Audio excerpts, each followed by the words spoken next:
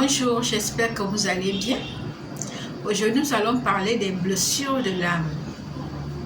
L'âme a des blessures. Lorsque nous parlons des blessures de l'âme, nous ne pouvons pas sans parler de Lise Bourbeau.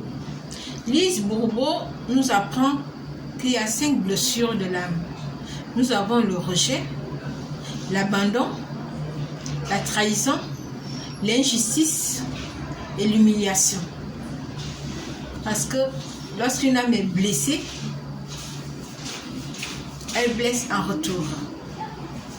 Et lorsqu'une âme est blessée, on se dit peut-être qu'on ne peut pas trouver la guérison.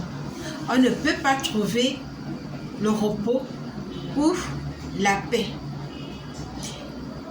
Je viens par cette vidéo vous informer qu'il est possible de trouver la guérison lorsqu'une âme est blessée.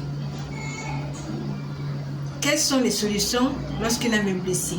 Les solutions sont la prise de conscience d'abord. Il faut vraiment prendre conscience. Conscience de quoi? Conscience de soi. Il faut affronter ses peurs. Oui, il est important vraiment d'affronter ses peurs. Beaucoup de gens, lorsqu'ils ont peur, ils n'arrivent plus à faire quoi que ce soit. Ils restent dans la peur et c'est la peur qui les contrôle. Oser prendre sa place. Beaucoup n'arrivent pas à prendre. Ils ne savent même pas comment prendre la place. Ils ne savent pas comment oser pour dire « Oui, je dois prendre ma place ». Nous remarquons beaucoup de femmes au foyer n'arrivent plus, ne retrouvent plus leur place en fait. Or, être une femme au foyer ne veut pas dire qu'on n'a plus de valeur. On a beaucoup de valeur. On élève ses enfants, on s'occupe de son foyer. Ça, c'est une place importante. Mais ça n'empêche pas qu'on puisse aussi se valoriser ailleurs. Combattre la solitude. Ce n'est pas le fait de rester seul que les problèmes vont fuir. Non. Il faut combattre la solitude. Chercher à se faire des amis. Collaborer avec les autres.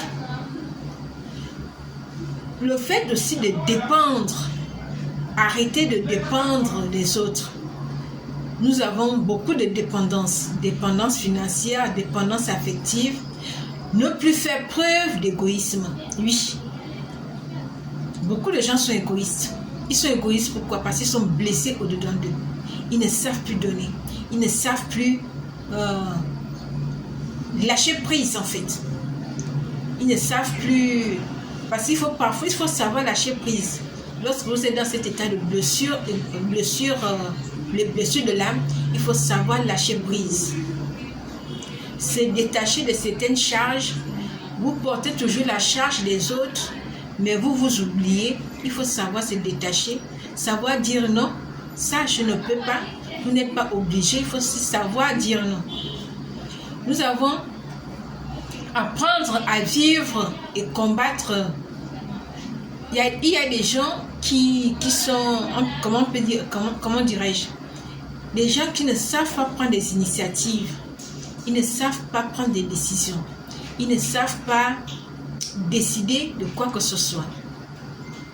Il faut aussi savoir laisser la place aux autres. Il faut savoir laisser la place aux autres. Il y a certaines personnes qui n'acceptent pas les erreurs. Il faut savoir accepter que vous avez fait l'erreur. L'erreur est humaine comme on dit. Il faut savoir l'accepter. Oui, j'ai fait l'erreur. On l'accepte. Il n'est pas dit qu'il faut être perfectionniste d'une manière. Parce qu'il y a des gens qui sont vraiment perfectionnistes. Ils aiment tout faire à la perfection. Il faut savoir limiter cela. Bon, ça se comprend quand on a des blessures de l'âme. On met des mécanismes, c'est-à-dire on porte des gants, on peut dire des masques. Comme Lise le dit, Lise Bourbeau dit que lorsqu'on est blessé au-dedans, on est blessé dans l'âme, on porte des masques. Et toujours des consultations psychologiques. Lorsque vous êtes dans des blessures, de l'âme, consultez sur le plan psychologique, consultez. Je sais que Dieu vous bénisse. Merci.